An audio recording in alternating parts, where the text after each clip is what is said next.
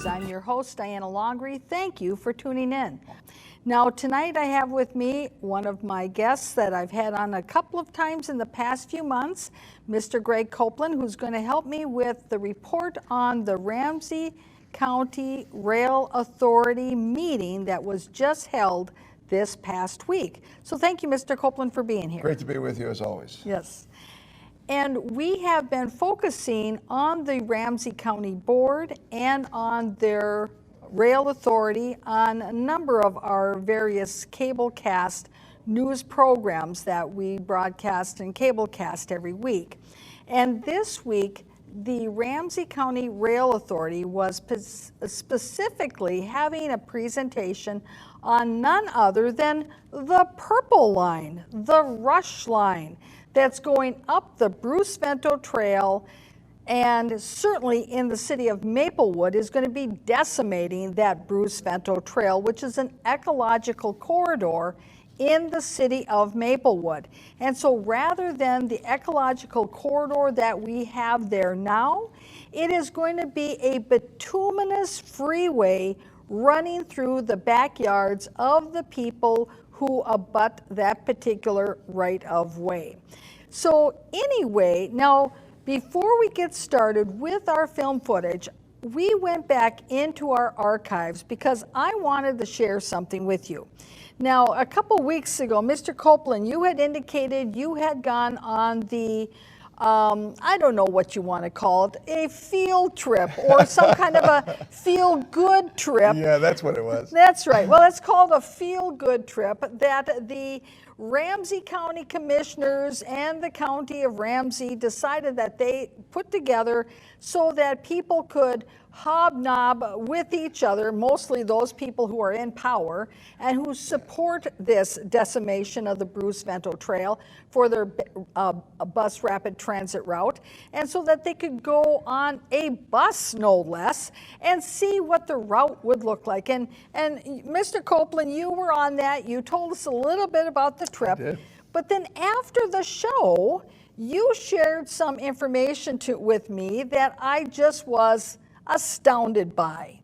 So why don't you tell our viewers about Nora Slawick, who happens to be the head of the Metropolitan Council, and her big announcement. Yeah, the big announcement from the former mayor of Maplewood, who was appointed by Governor Walz to be the chair of the Metropolitan Council, and oversaw the hiring, I must say, rather than I'm going to say the hiring of her fellow council members, very micromanaged for somebody who was in the legislature. But in any event, yeah, she made a big announcement today. They're kicking off calling the Rush Line the Purple Line, and they handed out these purple pens, and you would have thought the Vikings were going to start on the bus, or maybe they were going to have the cheerleaders come on next, but of course none of that happened. But there was this drama of an announcement today that somehow, we're breaking new ground. And of course, you know that that's not the case. That's exactly right. And our viewers who have watched our news cable casts here over the last few years, whether or not you're watching Off the Record News, the Citizens Reporter, or Local News Report, you know that back in September of 2017, we covered when Nora Slawick made that big announcement that the Rush Line was going to be called the Purple Line. So all of you who've been watching these shows all this time, you already knew this. And I'm just kind of wondering why it is that Nora Slawick forgot that she made that mention of it, well, back in September 2017. But let's take a look at the clip and let's refresh her memory. Go ahead. Just briefly, so I just came from a Rush Line meeting, so big news, they've chosen the color. It's going to be the Purple Line. We hope. We've applied for that, so the Vikings and Prince and all that stuff. And then they're, because the CTIP dissolution, I think you all know about that, and then they increased the half-cent sales tax. Rush Line's definitely coming. It's coming quicker. And so this is a good thing for us. Do you have did they talk about a time? Because I couldn't find anything about timeline. We'll talk about that. I mean, they're going to do the environmental assessment. They think they can can get it done in about 2 years, and then it would start, they're gonna do station planning already, starting then. And then, so at about 2020, 2021, 2022 or Cool. so. That's fine. A general sense, because we have to actually produce we have to look at all the population and households in 10-year increments. So it's helpful to know if we're talking the early 2020s or the late 2020s for when do we think that development will happen. So that's my most. I'll get you more. Yeah, because that's new today. Now, this particular meeting was a meeting that Put Your Hands Together Productions filmed because the city of Maplewood couldn't bother to put it on their own cable channels to let the residents of Maplewood know what the big plans were in putting together the new comprehensive plan for the year 2040.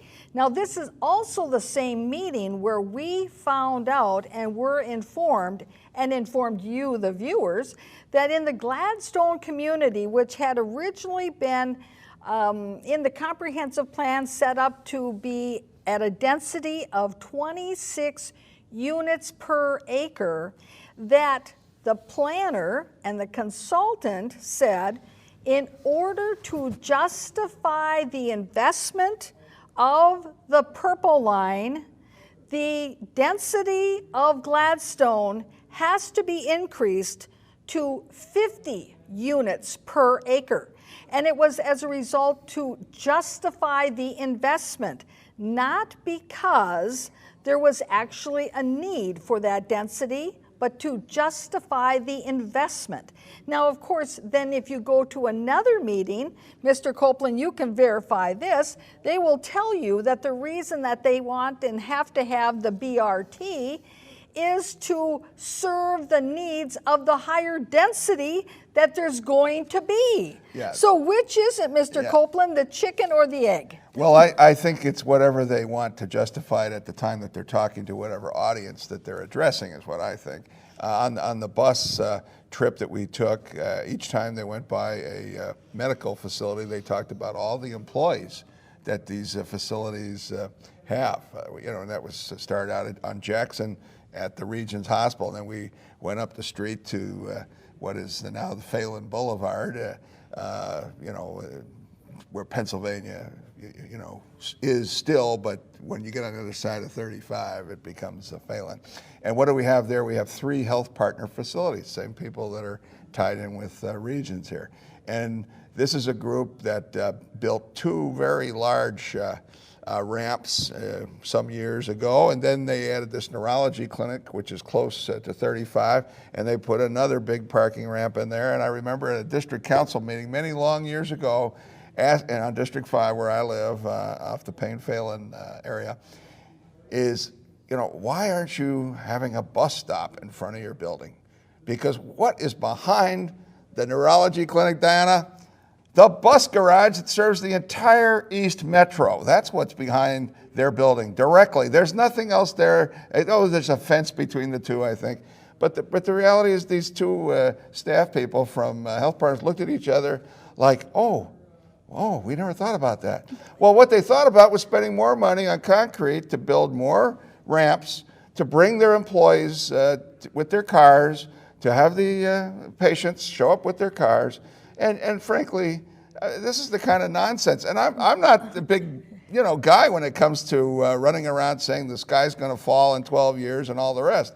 But the reality is when you have limited access and you have limited space, what is the intelligent thing to do when you're sitting right behind the Metropolitan bus garage? Oh, put in a bus stop and get your employees and get your staff to, your patients rather, to travel to your facility on buses. My Right, God. but And what- they're proposing this $400 million enterprise, and they have yet to tell us that they're going to do anything along these lines that's serious. But what it really shows is that contrast between the stories that are being told Yes. in the transit circles, the myths, the urban myths, because quite frankly, if the medical facilities felt that bus service served their needs, they would be right there at those meetings saying we need a bus stop. But how many sick people are going to go see their doctor on a bus? How many doctors and nurses, depending upon the shift work that they are on, that they're on call, that they need to get there right now, or that they need to leave right now to go somewhere else? Are they seriously going to take a bus? That model, the using a bus, does not work for that type of industry because of the people who either are being served or the people who are providing services. They are not just coming there, doing their 8 hours of work and then like factory work and going home. They're on call. I mean, that is the nature of their reality, and they're not going to say, oh yeah, let's ride the bus to get there because we got an emergency at the next hospital someplace else where they're on call or they're an internist or there's something else, and they have to get there now. They're not going to be stranded because they went to the first place on a bus. Yeah, for certain specialties, certainly medical specialties, I would agree. I think though for patients, I had a situation I'll relate for the audience. Had a kidney stone, went down on an emergency with our St. Paul Fire Department guys, got there, they discharged me, said, oh, Mr. Copeland, you've got a very large kidney stone, but we're not going to deal with it today. We have a protocol, you get to go home, and then you see our specialist over there on Phelan Boulevard. Well, that bus didn't work for me. They got one bus that goes down there, 71. So I said, thank you very much. They discharged me. I had to go wait at the train, which is right across from Regions, at 5 in the morning to catch another bus back to the house. Well, okay. So I called St. Joe's, and they have a kidney stone institute. And I picked up my C-scan or whatever you're going to call it at the hospital, went over there, and have taken the bus for all my treatments and had it surgically removed. Right, and see, and that shows. And there's a lot of handicapped people too that need to use transportation. But you see, what that shows though is that today they have the ability to make the routes fit people's needs. Well, that you don't necessarily need to construct a whole big bus rapid transit system to serve the needs of the people. Now, getting back to the Ramsey County Rail Authority meeting, now this was just this past week, June 2019. So let's get started with our first clip from that because we got a number of things that we want to highlight, their highlights, and then we're going to go back in time and take a look and do a little fact checking on it. Andy. Good morning, Commissioners. I'm Andy Gitzloff, Senior Transportation Planner in the Public Works Department and Project Manager for the Rush Line BRT project. And with me today is Frank Alarcon. He's also a planner in Public Works and is the Deputy Project Manager for the Rush Line BRT project and has been leading up our engagement efforts and will be sort of tag teaming this presentation here this morning as well. Now, these two gentlemen, we have had the opportunity of listening to them in the past. We've played clips of their presentations, interviews with them, all of this. So you'll be if you watch our program on a regular basis, you'll be very familiar with these two gentlemen. And of course, that's why we have a wealth of film footage, is because we have been monitoring this particular project and the presentations given by these gentlemen. Let's take a look at our next clip. Starting from the beginning, Rush Line has always been a historic transportation corridor dating back to really the 1890s. And this is playing into some of the current work we're doing when we're in our environmental and actually having to interpret some of that historic character of the corridor. It's actually potentially eligible to be on the National Register of Historic Places as a linear transportation corridor.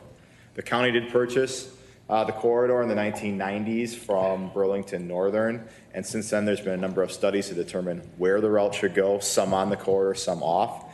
A total of 55 routes, 7 types of bus and rail alternatives looked at, both engagement and technical analysis, led to 2017 the adoption of the locally preferred alternative, which is the 14-mile overall corridor Goes through the cities of St. Paul, Maplewood, Gem Lake, White Bear Lake, and Vadnais Heights, as well as White Bear Township. Now, Mr. Copeland, did you hear how they are reckoning back to the historical perspective of the rail line, and this is just returning it back to its roots of transportation? You know, I love rail. I go to train days down at the depot every year. I climb on the engine. I sit in the big seat there and imagine going down those rails. It's a lot of fun. I can't remember what the date was. If we had our good friend Steve Carlson, he could tell us the date of the last train that went through Maplewood. And it was a long time ago, I suspect. Quite a long time ago. Probably some of those commissioners might have not even been born yet. I don't know. Well, and the fact that they say that, well, we're going to do some historical interpretation, and yet we know from their presentations that the extent of the historical interpretation they're doing is that one little chapter that's in the environmental assessment that's required under the regulations. That's really all they're doing. And it's not like they're trying to turn it back into the old days. They're really going to have a bituminous freeway going down an ecological trail that they've spent money on to convert into an ecological trail that's actually in the Maplewood Comprehensive Plan as a greenway. Yeah, and I hope that the chair of the Met Council takes an opportunity to read her city's plan. And I wish that she would knock on the doors of the people that live along that corridor, because frankly, I don't know that there's anybody on that corridor that wants all those trees to disappear. And you know what was interesting about that trip? And I wrote it down on my little pad here. Shocking to me. They never used the word trees. They called the trees existing vegetation. Existing vegetation. So, you know, I really can't respect a engineering plan, and that's what we're talking about here. A plan to spend a lot of money, a lot of tax money that we haven't collected yet, that we could better spend on buying buses to go on existing roads up to White Bear Lake, if that's what's needed from St. Paul and back again, or on some express buses to travel what? A lane that didn't exist when they were talking about this in the first place, which are,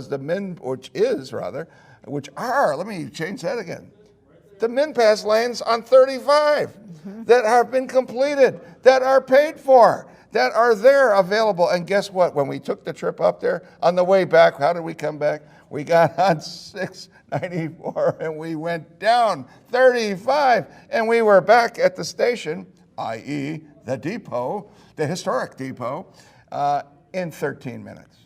13 minutes. So, and we didn't have a new concrete road. We didn't have a new bituminous road. Right. Oh, we had that nice limited access MnPAS lane, which was built for buses to have, you know, priority, built for people to get to places quickly, and that's what we got. Right. And also at a recent open house that they had that one of our reporters went to, he asked about the trees. How many trees will be coming down? They said, well, we don't really know yet, but they're, we're going to take down all the non-native trees. And so I asked our reporter, how many palm trees are along the Bruce Vento Trail? Now, that would be a non-native tree. Truly. I think pretty much all the trees that are existing along there are native to Minnesota. So what? They only are going to allow certain trees? Now, that's not very inclusive, and that is not respecting diversity either, is it? And it's not responsive to the citizen engagement activity. If you want to engage people, talk to them where they are. Right. And you know where they are? They're living in those homes that are on that trail. They're walking that trail. The people love that trail. The people want to protect that trail. And you know what? Until Nora Slawick and her team down there figure that out, they ought to just stop this project, period. Because and we're going to get to that, Okay, because some people are thinking that maybe that environmental assessment that they're talking about is going to be the tool to stop the bus rapid transit. Now, we have a clip that's going to let you know if that's true or not. So let's, though, go on to our next clip. So this is the locally preferred alternative that was adopted. Again, a total of 14 miles. There are 21 total stations. The majority of it is running within dedicated guideway, approximately about 80%. So that's where it either has its own lane or its own roadway. Generally, the alignment out of downtown starts at the Union Depot, serves the Central Business District, travels on Robert Street, serves the Capitol Complex, as well as Regents Hospital with that connection to Green Line at that location. Travels along Phelan Boulevard, and that's where it joins up with the Rail Authority right-of-way, co-locates up through Maplewood along that corridor, and then serves what Maplewood is called the North End with St. John's Hospital and Maplewood Mall. And then to the north of that is where it would follow Highway 61 through Vadnais Heights and ultimately into White Bear Lake by the Marina Triangle and downtown. Now, we heard in a previous clip that this whole route is 14 miles. Now, in this clip, I think we heard that there's going to be 21 stops. So let's do some math. So if you're doing some stopping and starting and stopping and starting and letting people get on, even though they've gotten their tickets before the bus ever got there, because they got the, you know, the little machine there at their newfangled station platform. Well, in the end, there's still time on and off, and from our calculations, it's going to be slower than the current express bus that runs parallel to where the bus rapid transit route's going to be. Now, isn't that amazing? It reminds me exactly of what happened with the Green Line train and the buses that used to run down, University to Minneapolis and St. Paul. Same kind of a deal. It takes an hour, more or less, to get anywhere on that train, into downtown Minneapolis from downtown St. Paul. Right. And so, lessons not learned. Now, let's move on to our next clip. A couple quick facts. There's about 100,000 jobs currently within a half mile of each station, as well as 100,000 people, both population and employment, are projected to grow by about 25%. Of the population, about 20% of the population is living below the poverty level, which is greater than both the county and the regional average. So providing the transportation benefit and another way to access jobs and other activities through there is a great benefit for this corridor. So we have just heard that it is a transportation benefit for the poor. Now, unfortunately, I think that this shows his bias against those who don't make as much money as he does. Because what it assumes is that folks who have a lower income do not aspire to wanting to own a car, that they don't want to aspire to living in a single family home, that they're going to be relegated to living in high density multifamily housing next to a transit where they're just shuffling off and on the bus platform. Well, that just isn't right. Where's the American dream in all of that? It sounds a lot more like the Soviet reality than the American dream, Diana. And frankly, what gets me about this whole thing is they never want to talk about two things: the cost, how that's being met, and I'll put those as one item together, and then how much time it's going to be before all this magic occurs. Because we have poor people right now. If you want to serve poor people, buy some buses. You're collecting a half-cent sales tax, Ramsey County. You don't need to wait around for 20 years to pass to acquire the density levels that you were talking about earlier that the consultants are saying are required. You've got people right now that need transportation. We've got a system that is missing all kinds of links. And if you're so darn concerned about the people that live along the part of the route that is not out there on 35, but is those 21 stops that are running up the center of, let's say, around 61, right? And White Bear Lake in the north and St. Paul in the south, well, then buy some buses and start serving them. You don't need to wait. We had an example, a concrete example. The little cookie factory up there on Berkeley Road? Grandma's Bakery? I'm trying to think of the name of the place.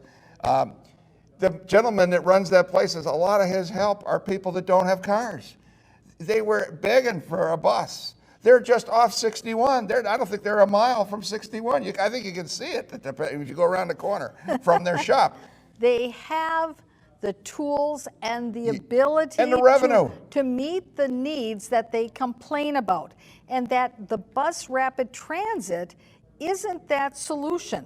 They're building it just to give the illusion that they are being progressive, that they are doing something for the poor, that they have conspicuous compassion, and because it's going to produce short-term jobs for the people and the organizations that endorse them the next upcoming election.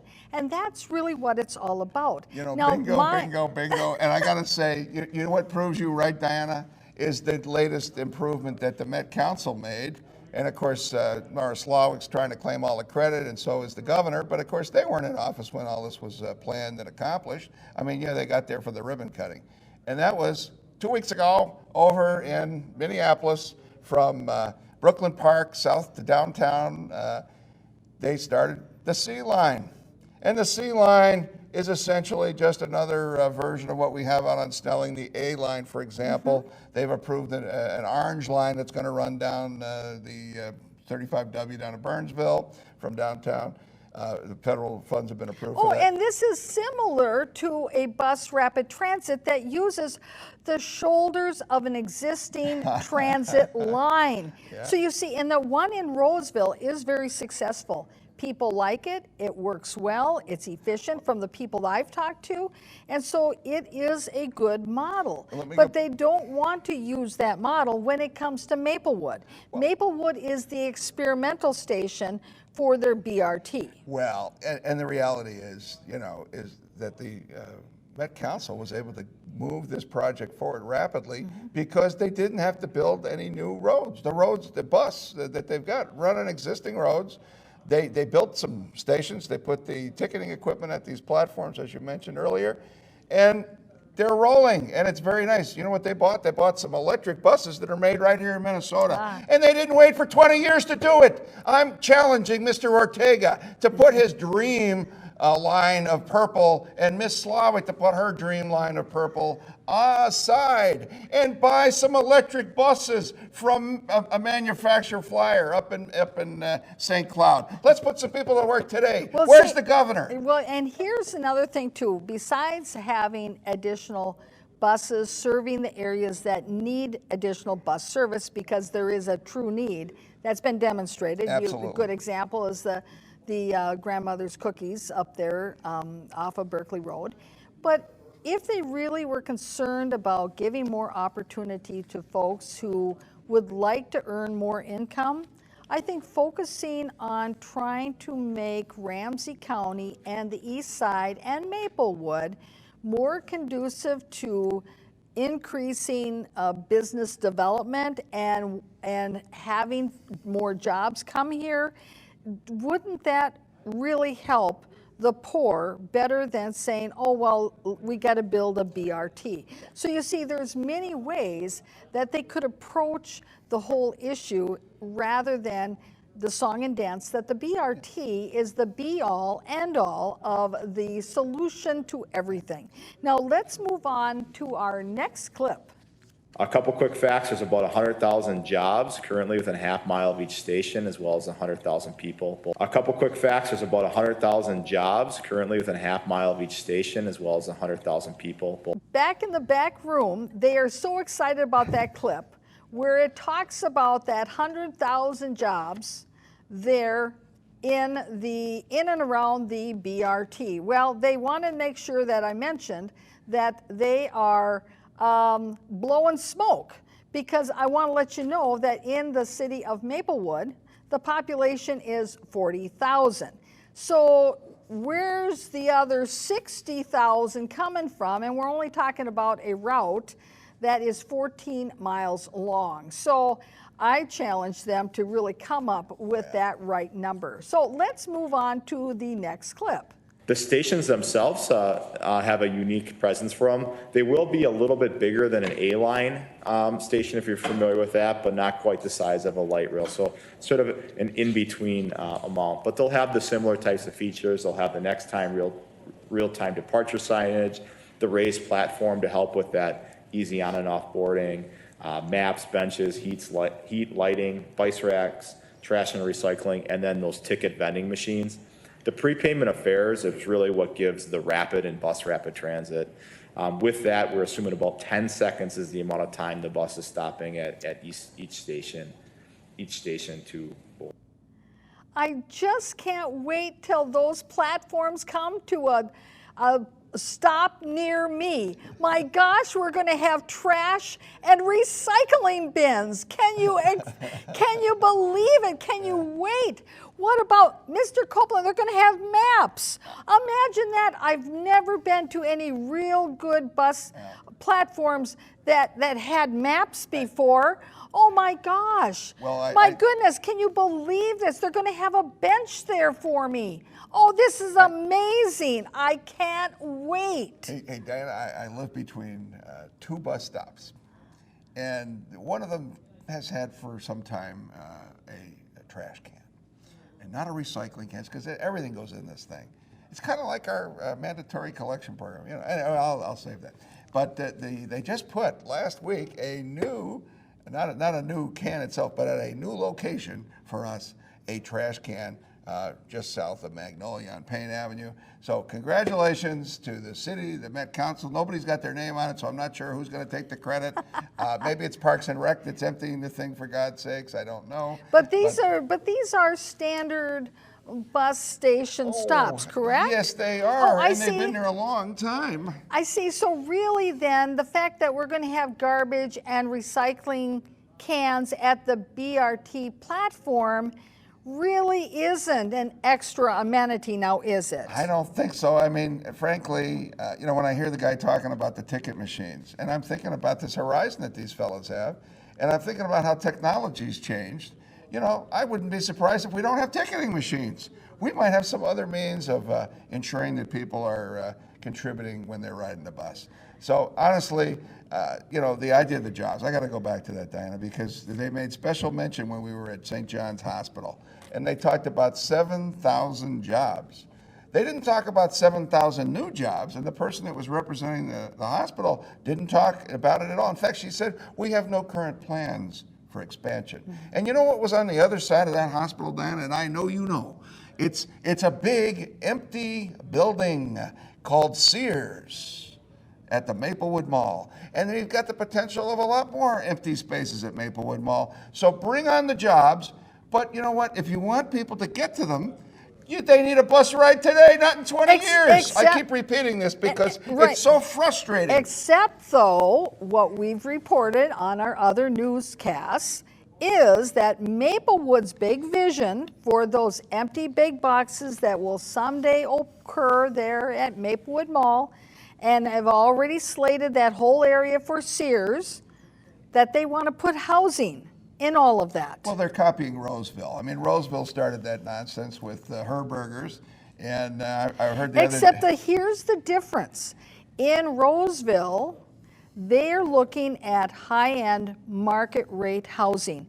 In Maplewood, they're looking at predominantly voucher housing, which does not support that retail model, because you need to have people with discretionary income in order to support the retail model. And Roseville has the income levels and also the retail mix to support that high-end housing. But I gotta say, as somebody who lives in St. Paul and have lived there a long time and worked with you, obviously for you at Maplewood as a city manager for a couple of years, if we can envision something more important than tearing out the trees that add value to Maplewood and St. Paul, because residents from all over the East Metro use that, a natural resource that's taken years to develop, and people cherish it. If we could think about, let's buy those buses so we can take poor people from wherever they live, whether it's in St. Paul or Maplewood or White Bear Lake or in Landfall, and let's get them to wherever the jobs are. Let's not play favorites with that. We've got a lot of jobs out in Woodbury. Okay, they want to take a big $400,000, $1 million bus train out there, a bus road, whatever they want to call it. Who knows whether they're going to keep... The Gold Line. Yeah, they may call it the Goldie Gopher line before we're done. Maybe Mr. Kaler is going to get a new job being a bus driver. I got to tell you, did you know that the Gold Line, they have a big office, especially for the Gold Line project, in the Metro Square building in downtown St. Paul. They have their own exclusive offices. My goodness, I was walking in the hall down there today and I saw it. It said project offices of the Gold Line. And they've got furniture and potted plants and everything. Well, and the Metro Square building is a building that Ramsey County bought from the private owners of that building years ago. And, that's another whole story about all the property that Ramsey County owns downtown. And, I just marvel at all the land that the city owns in the form of empty parking ramps downtown in a city that's void of Class A parking space. So where are we going to get these higher end jobs to move in if you don't have that space for these large corporations to put their employees? So we've got a big job in Ramsey County, and you know what? It's not all going to be solved with buses. But for people that don't have a lot of money, don't have a car, they need the bus today. Right. And there are jobs today that are going unfilled, as we were told on this trip at that bakery, for example. And there's a whole raft of businesses on Berkeley Road that are empty, buildings that are empty, that could produce real jobs today if we had public officials that would act today instead of coming up with plans about forever tomorrow. Honest to God, it's just so frustrating to keep going to these seances and having people paid to engage those people, civic engagement. You know what? People are engaged in trying to live life. Let's move on. Well, talking about the next steps of their presentation, because we've been talking and dancing around this whole idea about the environmental assessment. So let's go to our next clip, and clip number 6, where they start talking a little bit about that process. We are about 16 months into our environmental analysis phase now. I will say this is a phase that standard is about 2 years to work through. What we're experiencing is that one of the signatories on this document is the Federal Transit Administration.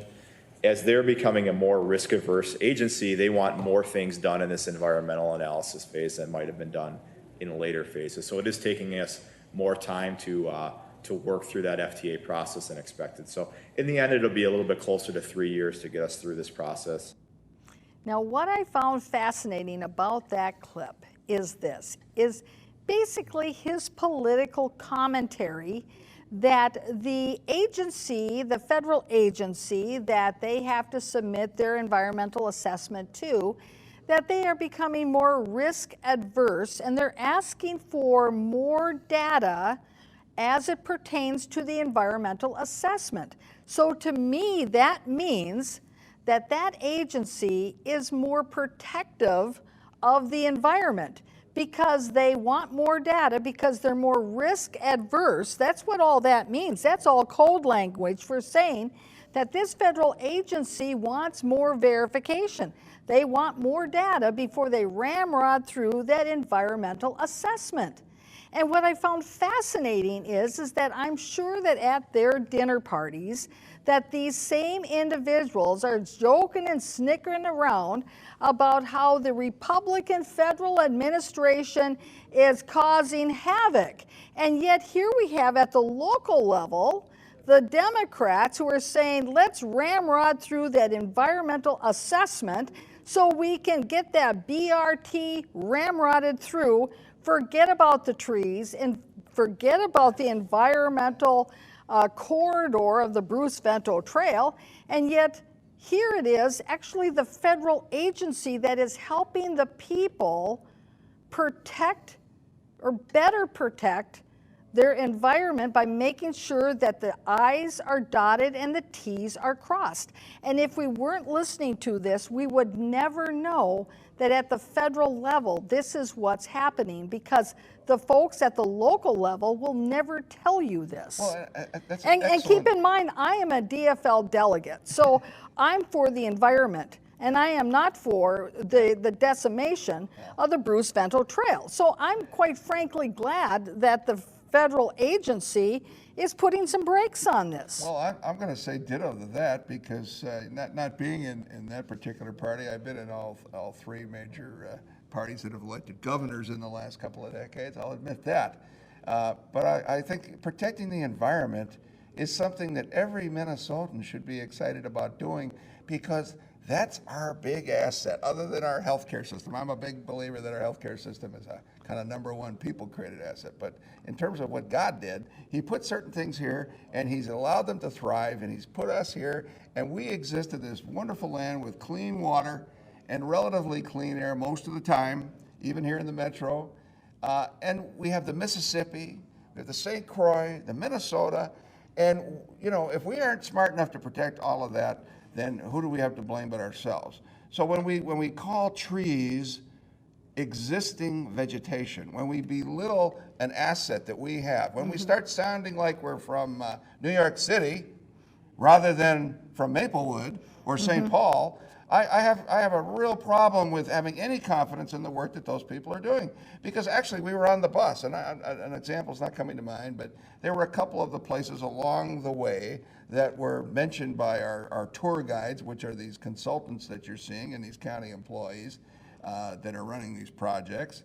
And they were mispronouncing the words of the places that we were sitting in on the bus, and everybody knew it, and nobody really got on their case about it. But the reality is, you know, you got to learn something about the area. You got to have some investment in the community before we give you the authority or have the belief, at least, that you're going to protect it. Now, in talking about the environment and protecting the environment, you would, in the fellow on the street, if you were to ask them, okay, there's an idea that we're going to do some big project that may have impacts on the environment, and if you ask that person, do you think we should do the environmental assessment and kind of review the impacts on the environment before we invest too much money into the planning and the scheming of it all?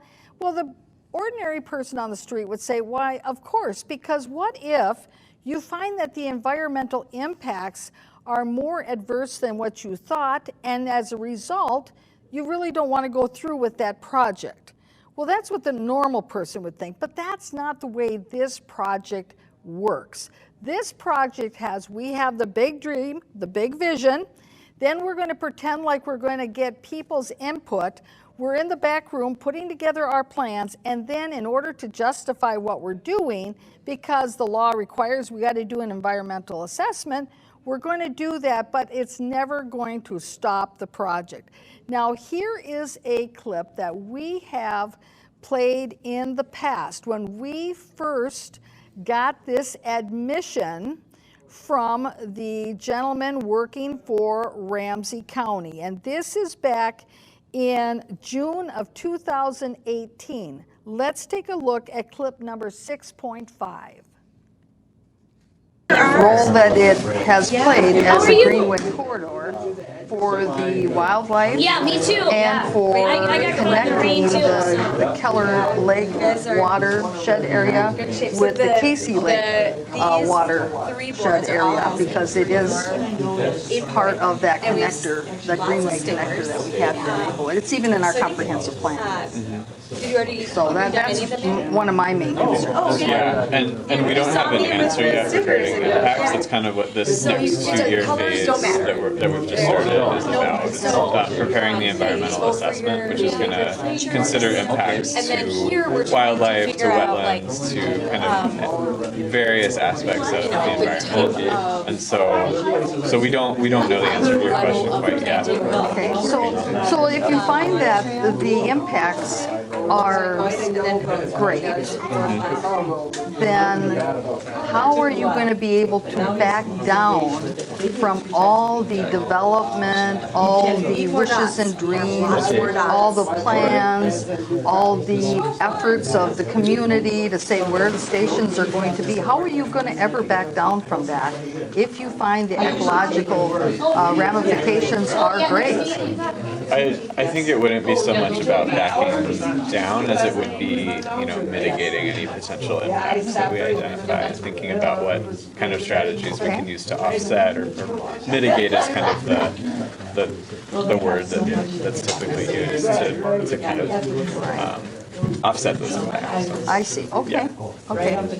So that's kind of what So, this, so if you found that there were the significant ecological Yeah. impacts, So trailheads it wouldn't usually stop have the project, you would just say, well, we information need to do about- some other things And to, then, you know, stuff like like you said, trash mitigate, receptacle. whatever it is. right, it would be looking at mitigation Plumbing strategies. and having water problems. Yeah, and So this obviously was at one of those open houses, and you could hear there was a lot of background noise there and all, so I apologize for that. And of course, the camera was off askew, but at least though we painted a nice picture there so you could see what he looked like when you know who you're listening to. But he said very clearly, didn't he, Mr. Copeland, that this would not stop the project, that this is just going to be a way so that they can figure out what the mitigation is, just so that they can, you know, do an end round the concerns and the complaints of everybody, no matter what those environmental impacts are. Yeah, it just boggles the mind.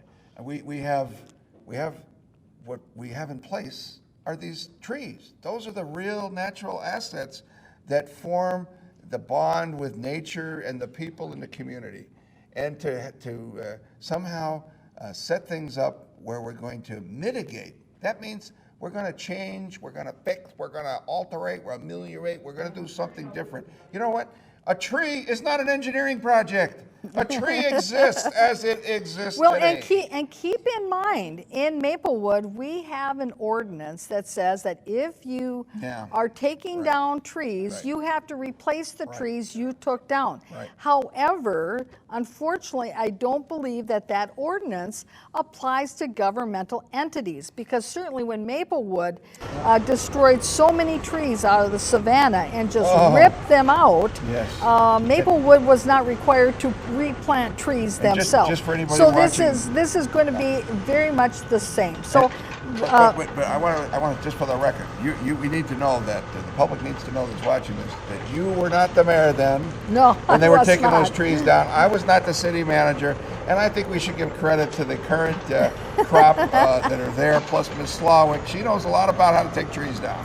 And frankly, folks, again, why are public officials having to do an environmental assessment on a corridor that everybody loves for the purposes of recreation, health, tourism?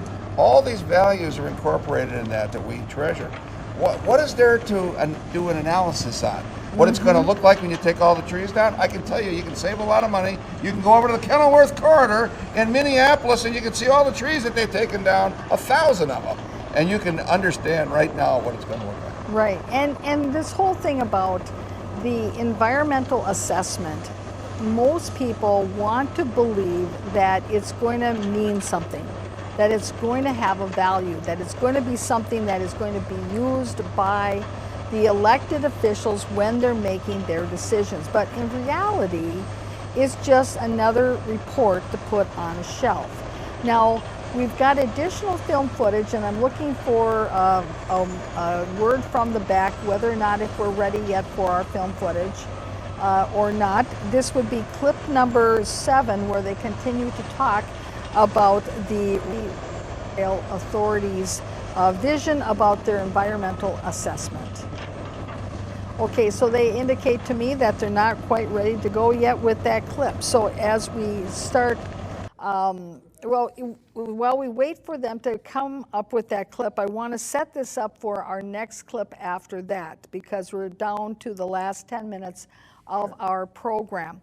And our next clip that we, after we have our one about the assessment, is going to be talking about the selection of the stops along this purple line. Now, we heard in the clip that there's going to be about 21 of them, and we're going to hear in the clip that's coming up shortly that there was a lot of thought and forethought and reaching out to the community and that was reaching out to the community and developing these stops. And well, we'll get to that, Mr. Copeland, but I understand we're ready to go Okay. with our last clip on the environmental assessment, and this would be clip number 7. In addition to actually preparing the environmental document, so that's where we're looking at things like impacts to natural resources, wetlands, floodplains, endangered species. We're also looking at things like traffic, property impacts, stormwater as part of that phase. In order to get us through and complete all the environmental work, we are advancing engineering here. So we are right now going to about 15% of the overall 100% plans. Likely, we're probably going to get closer to 30% by the time we're done with the environmental. And part of that is we really need to get to a deeper level of engineering to understand what the environmental issues are, but also to come up with what are those mitigation strategies. We need to get to a deeper level of engineering. Oh, wow, I can't wait. Get out your protractors, guys. Get out your wallets, taxpayers. When they start talking about deeper levels of engineering, that means costs are going through the roof. And you haven't got anything but a paper report. That's right, exactly. Well, let's move on to our next clip then, which would be number 8, where they start to talk about all their insightful public engagement in setting up those stops along the route. Another key task of this phase is station area planning. One of the things that we've learned from other projects that have gone down this path, done the detailed engineering, only to realize that if they would have talked to a few people, the station's in the wrong spot. The development is planned on the other side of the street. So we did a lot of front-ended station area planning and was very community focused with a series of working groups. And this occurred mainly last spring, summer, fall timeframe to make sure we got our stations in the right location up front. And then So of course, we have reported on the station location task force group that met, and of course Maplewood had a representative on there. It turned out that the gentleman that was on there from Maplewood was a commissioner who was a member and is a member of the Maplewood Historic Preservation Commission. And of course he gave reports to his commission members at their meetings to let them know how their meetings were going. This is early on in 2018, how their meetings were going with regard to setting up these stations and the locations for the stations. So let's go back in our archives and let's find out whether or not it seems from his perspective if there was really a lot of citizen engagement at all. Let's take a look. Moving on to commission presentations, H1, Rush Line BRT Station, Commissioner Axman. Looks like you got do you have overheads or is it? No. Okay. No, I did not. I wasn't sure if you wanted to. So commissioners and staff, we met on July 31st to consider the recommended placement of the terminals along the Rush Line Railroad. We looked at the primary location just north of Larpenteur Avenue and English, we looked at a location north of Frost Avenue and a location that was just north of Highway 36. The major discussion around all of these terminals was what would it take for activation of ridership and for the stations to be utilized in a way over an 18-hour period every day, security, other issues.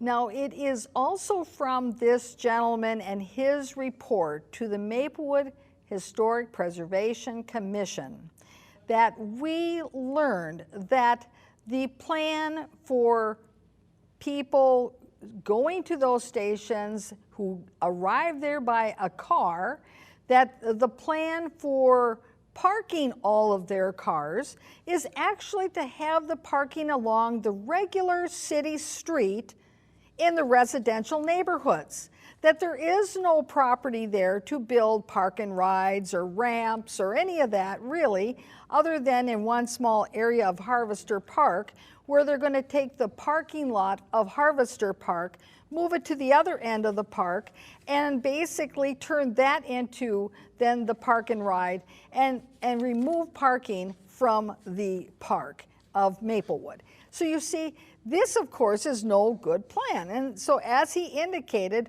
they didn't really talk about the locations of the stations.